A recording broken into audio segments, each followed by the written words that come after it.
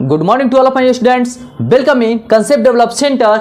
आप लोगों का कंसेप्ट डेवलप सेंटर में हार्दिक स्वागत है। और आज मैं height and distance class 10th lecture number 1 के साथ आया हूं और इसमें मैं कंसेप्ट देने वाला हूं angle of elevation and angle of depression का। क्लियर है? तो angle of elevation and angle of depression यानी कि हाइट एंड डिस्टेंस में ये समझना बहुत ही जरूरी है। ठीक है, तो यहाँ एक बेहतर कॉन्सेप्ट के साथ मैं समझाने वाला हूँ। ठीक है, तो चलिए कॉपी कलम निकालिए और नोट्स बनाना शुरू कीजिए। केवल नोट्स ही नहीं, समझते रहना भी बहुत जरूरी है।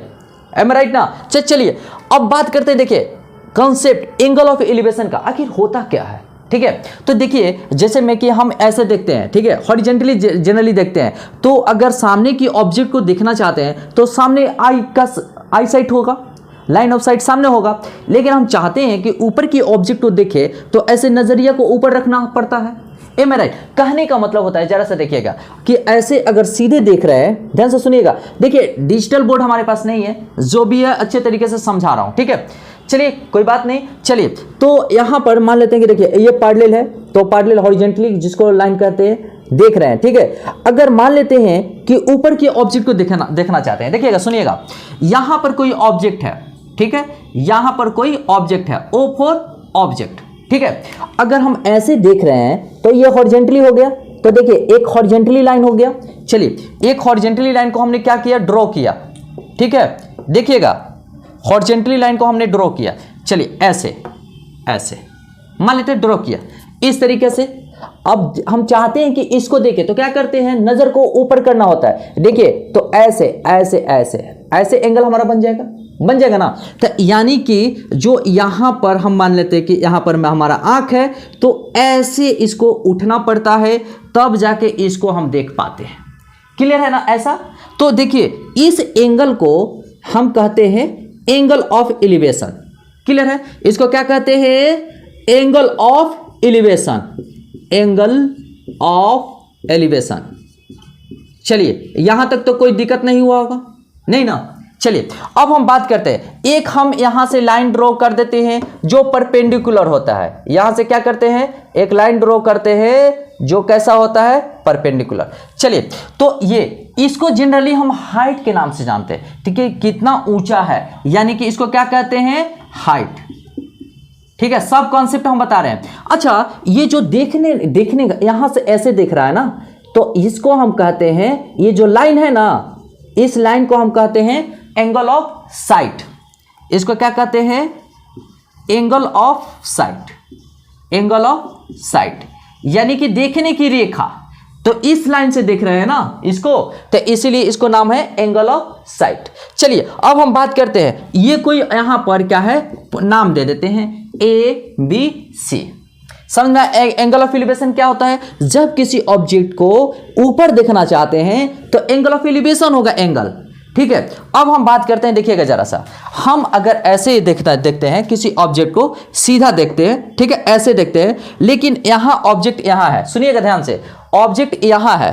ठीक, हम किसी ऑब्जेक्ट को देखना चाहते हैं लेकिन ऑब्जेक्ट कहां है, यहां है। तो देखिए हम ऐसे देखेंगे, सीधे इस तरीके से देखेंगे, लेकिन ऑब्जेक्ट को यहां है तो यहां आना पड़ेगा। तो सबसे पहले हम बात करते हैं यहां, ये हमारा हॉरिजॉन्टल लाइन हो गया।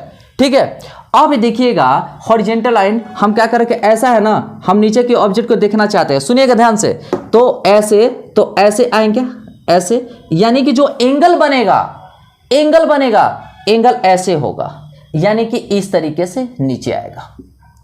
बोलिए कोई दिक्कत है, समझ में आया तो बोलिए हाँ। चलिए अब हम देखिए इस एंगल का नाम हो गया क्या, जैसे में कि ये देखो, ये देखिए एक तरीके से ये हॉरिजॉन्टल था तो यहां पर ये हॉरिजॉन्टल हो गया, ये हमारा क्या हो गया, हॉरिजॉन्टल। इसको क्या कहेंगे, हॉरिजॉन्टल लाइन, हॉरिजॉन्टल लाइन। तो यहां हॉरिजॉन्टल लाइन क्या हो जाएगा, ये हो जाएगा हमारा हॉरिजॉन्टल लाइन। तो ये हमारा क्या, कौन सा एंगल होगा, angle of depression, angle of depression. ठीक है, इसी को एंगल ऑफ डिप्रेशन कहते हैं। क्लियर है? अब चलिए, तो यानी कि इसको हम ऐसे करके, इसको हम ऐसे चाहेंगे तो ऐसे मिला सकते हैं। तो ये एक तरीके से हाइट हो गया। ठीक है, क्लियर, समझ में आ रही है ना। अच्छा एक चीज जरा सा देखिएगा, एंगल ऑफ एलिवेशन के बारे में पता चल गया। इसके लिए हॉरिजॉन्टल लाइन ये हो जाएगा, ये क्या हो जाएगा, हॉरिजॉन्टल लाइन, हॉरिजॉन्टल लाइन। पूरा अच्छा तरीके से समझ में आ रहा है, बिल्कुल आ रही है ना। चलिए तो इधर यहां से हॉरिजॉन्टल लाइन होगा, जब हॉरिजॉन्टल लाइन से नजर उठाते हैं तो जो एंगल बनता है एंगल ऑफ एलिवेशन कहते हैं, तब जाके तो ऊपर का ऑब्जेक्ट देख पाएंगे। और यहां से नजर जब झुकाते हैं तो यहाँ हॉरिजॉन्टल लाइन है, हॉरिजॉन्टल लाइन से नजर झुकाते हैं तो नीचे जाते हैं, तो नीचे जाते हैं तो इस एंगल जो बनता है उसको एंगल ऑफ डिप्रेशन कहते हैं। यहां पर हम नामकरण दे देते हैं A B C, जो देना है जो दीजिए। लेकिन एक खास बात यहां ये भी है, मैं खास बात और बताना चाहता हूं कि सुनिएगा ध्यान से, ठीक है, कि अगर सुनिएगा, अगर हम यहां से एक लाइन और हॉरिजॉन्टल ड्रॉ कर दिए, सुनिएगा हॉरिजॉन्टल लाइन, तो यहां पर AC, अगर यहां पर हम मान लेते हैं D, तो BA यानी कि AB एंड CD क्या है, पैरेलल है। CD क्या है, पैरेलल है। तो जो एंगल यहां बनता है ना वो एंगल भी यहां बनेगा। क्यों, क्योंकि अल्टरनेट एंगल। तो देखिए BAC angle BAC equal to angle ACD, ACD कैसे होगा, एंगल टू थीटा, किससे, अल्टरनेट एंगल से, किससे होगा, अल्टरनेट एंगल से। समझ में आया, इसको कहते हैं इंटीरियर अल्टरनेट एंगल भी कह सकते हैं। तो चलिए यहां पर यह भी लिख देते हैं interior alternate angle, interior alternate angle. तो ये इंटीरियर अल्टरनेट एंगल से ये क्या है, ये इक्वल है। क्लियर है, समझ में आ रही है बिल्कुल। चलिए तो इसको नोट कर दिया। अब मैं बताने वाला हूं एंगल ऑफ एलिवेशन के बारे में हो गया concept clear, angle of depression के बारे में हो गया कंसेप्ट क्लियर। अब मैं बताने वाला हूं एक और कंसेप्ट के बारे में बात करेंगे, हेड एंड फुट, और दूसरा बॉटम एंड टॉप के बारे में। चलिए इसको पहले नोट कीजिए। चलिए देखिए अब मैं बात करने वाला हूं कॉन्सेप्ट फुट, बॉटम या एंड हेड एंड टॉप के बारे में, ठीक है। डिस्टेंसेस क्या होती है इसके बारे में बात करने वाले हैं, ठीक है, क्योंकि स्टूडेंट ज्यादा गड़बड़ कर देते हैं कि फुट क्या होता है, हेड क्या होता है, बॉटम पार्ट क्या होता है, टॉप क्या होता है, ठीक है। डिस्टेंसेस किसको लिया जाएगा, इसमें स्टूडेंट गलती कर देते हैं, लेकिन अब गलती करने का कोई वजह ही नहीं बनेगा, ठीक है। चलिए देखिएगा यहां पर इसको हॉरिजॉन्टल लाइन लेंगे, देखिए इसको हॉरिजॉन्टल लाइन कहेंगे तो कोई बात नहीं, तो इसको हॉरिजॉन्टल लाइन कहेंगे तो ये भी हॉरिजॉन्टल लाइन हो जाएगा, ये भी क्या हो जाएगा, हॉरिजॉन्टल लाइन। सुनिएगा ध्यान से, तो इसी हॉरिजॉन्टल लाइन को डिस्टेंस कहते हैं। जैसे मान लेते हैं कि देखिए फुट, इसको हम कहते हैं फुट, सुनिएगा इसको हम क्या क्या कहते हैं, या तो फुट कहेंगे, तो अगर फुट कहते हैं तो इसको हम कहते हैं हेड। सुनिएगा अगर हम इसको फुट कहते हैं तो इसको कहेंगे हेड। सुनिएगा अगर अगर अगर अगर हम इसको बॉटम कहते हैं, अगर हम इसको बॉटम कहते हैं तो ऊपर वाले को कहते हैं टॉप। क्लियर है, क्लियर है तो बोलिए हाँ, क्लियर है तो बोलिए हाँ, और नहीं समझ में आ रहा है तो बोलिए ना। तो चलिए आप लोगों को समझ में आ रहा है, हम समझ गए। तो हेड एंड फुट यानी कि टॉप ऊपर वाले को, नीचे वाले को बॉटम। अब एक चीज देखिए, कोई ऑब्जेक्ट यहां से दिख रहा है तो इसको हम हॉरिजॉन्टल डिस्टेंस को जनरली क्या इसके रूप में कंसीडर करते हैं, डिस्टेंस। हॉरिजॉन्टल को किसके रूप में कंसीडर करते हैं, डिस्टेंस। अब क्वेश्चन पूछता है कि डिस्टेंस कोई ऑब्जेक्ट है जो यहां से कोई, ये इसको हम हाइट कहते हैं, इसको हम क्या कहते हैं, कोई हाइट। तो हाइट के रूप में क्या हो सकता है, देखिएगा हो सकता है रूफ हो, एग्जाम्पल में देखा रूफ हो, टावर हो, ठीक है, या बिल्डिंग हो, हम ऐसा ही करते ना, बिल्डिंग हो। क्वेश्चन जैसे जैसे आता है, जैसे जैसे मैं बात कर रहा हूं, हो सकता है हाइट के रूप में लिया जाए, रूफ भी होता है, टावर भी हो, बिल्डिंग भी हो, एक्सेट्रा दे देते हैं, एक्सेट्रा, ठीक है। तो ये सब किस रूप में लिया जाता है, हाइट के रूप में लिया जाता है, ठीक है। तो ये जनरली क्या होता है, डिस्टेंसेस फ्रॉम फुट या डिस्टेंसेस फ्रॉम बॉटम पार्ट। तो ये डिस्टेंस लिया जाता है कि कौन सा ऑब्जेक्ट कितना दूर पर स्थित है, किससे, तो यानी कि या तो रूफ से हो, या तो टावर से होते, बिल्डिंग से हो, ठीक है, तो चलिए इस तरीके से समझ में आ गया। अब हम बात करते हैं कि जब नजर, देखिए ये एंगल नीचे की तरफ बना हुआ है, इसीलिए हम इसका नाम रखते हैं क्या, एंगल ऑफ एलिवेशन। बार बार बोल रहे हैं कि एंगल ऑफ एलिवेशन किसे कहते हैं, एंगल ऑफ डिप्रेशन किसे कहते हैं, ये भुलाना नहीं है, ये याद रखना है, और याद भी नहीं रखना है।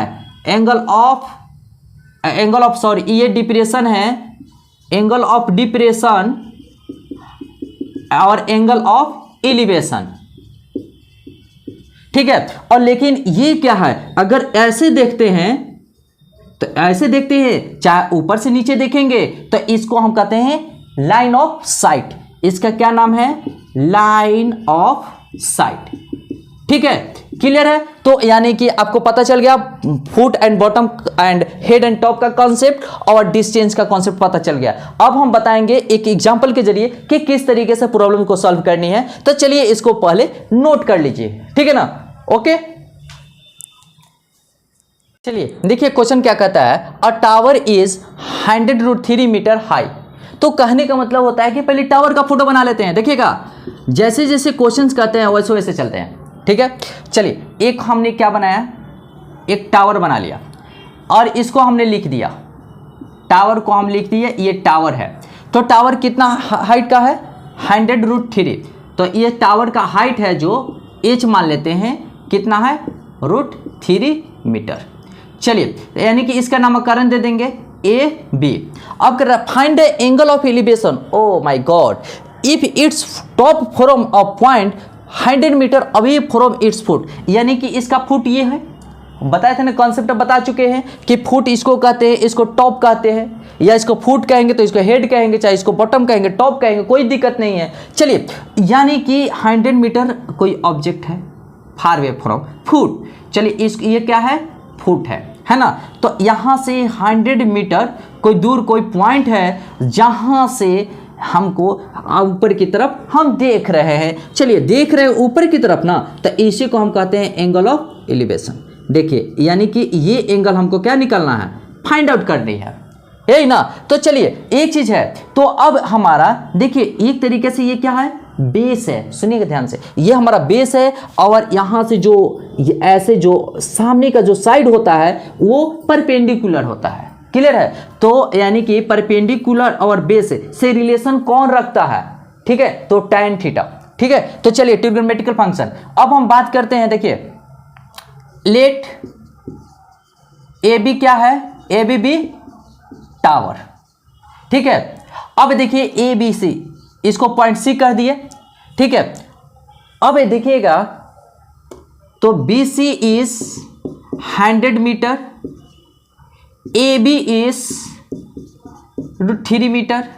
चलिए तो यानी कि कौन सा ऐसा जो परपेंडिकुलर और बेस से रिलेशन रखता है, tan थीटा, याद रखना होगा tan थीटा। चलिए tan theta equal to in triangle, यहां पर लिखेंगे, देखिएगा सुनिएगा ध्यान से, इन ट्रायंगल ए बी सी, ठीक है। अब देखिएगा तो एंगल बी कितना है, 90 डिग्री, कोई बात नहीं। चलिए tan थीटा ये टीपी भाई, सुनिएगा टीपी भाई यानी कि परपेंडिकुलर और बेस, जैसे में देखिए टीपी बी चाहे टीपी भाई, तो TP P perpendicular and base से रिलेशन रखता है। चलिए एक चीज बी को स्मॉल से लिख देते हैं। अब यहां पर देखने वाली बात है कि यहां पर परपेंडिकुलर क्या है, 100√3 बाई बेस क्या है, 100 है। चलिए कट गया, यानी कि tan थीटा इक्वल टू कितना है, √3। अच्छा tan की रिस्पेक्ट में किस एंगल का वैल्यू √3 होता है, तो tan 60 का वैल्यू होता है, यानी कि tan 60 का वैल्यू। अब हम यहां देखना चाहते हैं, चाहे यहां पर यहीं पर लिख देते हैं tan theta equal to tan 60। तो ऑन कंपेयरिंग हम क्या करेंगे, तुलना कर रहे हैं, तो थीटा इक्वल टू क्या आ गया, 60, ठीक है। तो इसी को हम कहते हैं एंगल ऑफ एलिवेशन। देखिए थीटा ही निकालना था ना, थीटा फाइंड आउट हो गया, तो इसको हम कहते हैं angle of elevation, angle of elevation. ये क्या हो गया, हमारा आंसर हो गया। चलिए इसको नोट कर लीजिए। क्वेश्चन नंबर का 2 कहता है कि the angle of elevation of the top of a tower from a point on the ground. कोई बात नहीं, जैसे जैसे क्वेश्चंस कहता है वैसे वैसे हम जवाब देते हैं। क्लियर है ना। देखिए तो एंगल ऑफ एलिवेशन टॉप, तो चलिए हमने क्या किया कि टावर बना दिया, टावर बना दिया। क्लियर है। और किसी पॉइंट से, चलिए ये एक पॉइंट ले लिया, किसी पॉइंट से टॉप का एंगल ऑफ एलिवेशन, ठीक है, angle of elevation of the top of a tower from a point on the ground which is 30 metre away from the foot. 30 metre away from the foot, ये foot हो गया, सुनिएगा foot, तो 30 metre away यानी कि दूर है 30 metre. चलिए हो गया 30 मीटर। अब हम बात करते हैं कितना एंगल बना रहा है 30 डिग्री, यानी कि एंगल है 30 डिग्री। चलिए अब क्या कर रहा है, find the height of the tower, यानी कि यही तो निकालना है, यही तो हमारा नहीं दिया हुआ है। ठीक है, चलिए अब टावर का नामकरण दे रहे हैं सी। तो यहाँ पर लेट ए बी क्या है, टावर है। देखिए बनाने का तरीका, ए बी क्या है, टावर है। चलिए तो टावर का हाइट क्या है, टावर, तो ए बी टावर, और यही तो हमारा नहीं दिया है, नहीं दिया है ना। चलिए कोई बात नहीं। अब देखिए व्हिच इज 30 मीटर अवे, यानी कि B C equal to 30 metre है। तो चलिए यहाँ पर लिखा हुआ है, जो लिख देंगे 30 मीटर, और एंगल बी क्या है 90 डिग्री, एंगल बी 90 डिग्री है। तो चलिए हमको क्या निकालना है। अच्छा एक चीज़ देखिए, एंगल है ना, एंगल के सामने का परपेंडिकुलर होता है, और जस्ट नज़र झुकाएंगे तो हमारा बेस होता है। तो यानी कि ये किसी से संबंध रखता है, परपेंडिकुलर है टी पी भाई। देखिए टी पी भाई, तो यानी कि परपेंडिकुलर और बेस में tan थीटा रिलेशन रखता है। चलिए तो हम इन ट्रायंगल ए बी सी लेते हैं, और यहाँ पर tan कितना है 30 डिग्री, तो tan 30 degree A B by B C, यानी कि A B by B C. तो हमको ए बी ही तो निकालना है। देखिए क्वेश्चन मार्क्स हमने लिख दिया है, ठीक है, ज़्यादा लिखने की जरूरत नहीं है, कम लिखिए स्पष्ट नजर आए। ठीक है, चलिए तो यानी कि tan थीटा का वैल्यू कितना, 30 का वैल्यू कितना होता है 1/√3 A B by B C equal to कितना दिया है 30 मीटर। चलिए 30। अब हम क्या कर रहे हैं कि बी सी इक्वल टू क्या लिख सकते हैं, तो 30/√3। चलिए यानी कि अब लिख चुके हैं बी सी इक्वल टू 30√3। तो कहने का मतलब होता है नीचे हम रूट में नहीं छोड़ते हैं, ठीक है, तो इसलिए इसको हम क्या करते हैं, रेशनलाइज करते हैं। तो रेशनलाइज करने के लिए एक्स्ट्रा√3 से नीचे मल्टीप्लाई करते हैं, तो ऊपर भी मल्टीप्लाई करते हैं, यानी कि डिनोमिनेटर में जब मल्टीप्लाई करते हैं तो न्यूमरेटर में भी मल्टीप्लाई करना होगा, यानी कि दोनों के बीच मिठाई बांटना होगा। तो चलिए 30√3, यानी कि √3 क्या है, देखिए रूट ए में अगर रूट ए से मल्टीप्लाई करते हैं तो ए होता है ना, तो √3 में √3 से मल्टीप्लाई करेंगे तो 3 हो जाएगा। चलिए 3 यानी कि कट गया 10 मतलब ए, यानी कि क्या हुआ B C equal to 10√3 metre. ये हमारा क्या हो गया, हाइट ऑफ टावर। देखिए बी सी है ना, A B, oh my God, यहाँ ए बी यानी कि आ चुका है ए बी। तो देखिए ए बी है ना टावर, यही तो निकालना था। तो यहाँ पर देखिए ए बी टावर है, और A B equal to 10√3 metre आ गया है। तो यही हमारा क्या हो गया, आंसर हो गया। क्लियर है ना। चलिए इसको नोट कर लीजिए। चलिए क्वेश्चन क्या कहता है, a tower stands vertically on the ground. तो चलिए कोई ये एक टावर है जो वर्टिकली क्या है, ग्राउंड पर है। वर्टिकली मतलब परपेंडिकुलर का एंगल बना हुआ है, ठीक है। अब चलिए इसका नामकरण कर देते हैं, मान लेते हैं कि ए है और ये बी है। अब कह रहा है ना कि एक ग्राउंड से, फ्रॉम ए ग्राउंड से कह रहा है कि which is 15 metre away from the foot, यानी कि ये फुट हो गया, तो फुट से 15 मीटर अवे, यानी कि 15 मीटर अवे एक कोई पॉइंट है। चलिए एक पॉइंट है, इसको हम मान लिए सी। क्लियर है, इस पॉइंट है, इसको हमने मान लिया सी।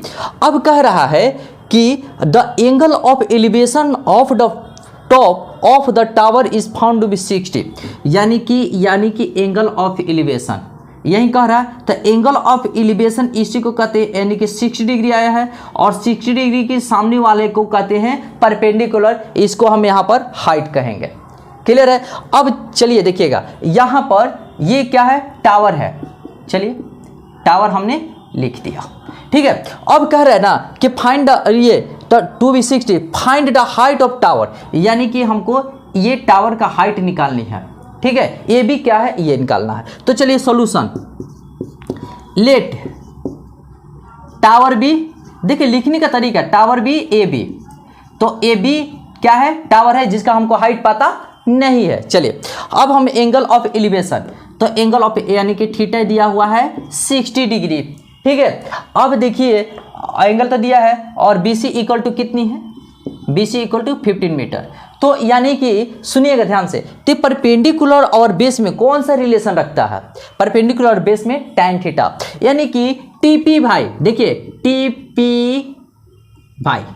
टीपी भाई, तो यानी कि परपेंडिकुलर बाई बेस, यानी कि चलिए इन ट्रायंगल ए बी सी, और मजे की बात एंगल बी क्या है, इसमें एक एंगल 90 डिग्री होनी चाहिए, तब जाकर के sine theta cos theta tan theta ये फॉर्म अप्लाई होगा। तो चलिए यहाँ पर tan थीटा कितना है 60 डिग्री, यानी कि A B by B C, tan 60 का वैल्यू होता है √3 A B C equal to 15 है, ठीक है। तो देखिए ए बी इक्वल टू कितनी हो आ चुकी है 15√3, यही तो है क्या, यही तो है हमारा height of tower, height of tower. देखिए ये बहुत बड़ा है लेकिन इतना छोटा में बन गया है, तो घबराना नहीं है, क्वेश्चन देकर के घबराना नहीं है, पीछे हटना नहीं है, आराम से पढ़ना है पैसेंस के साथ और इसका सॉल्यूशन कर देना है। चलिए इसको नोट कर लीजिए।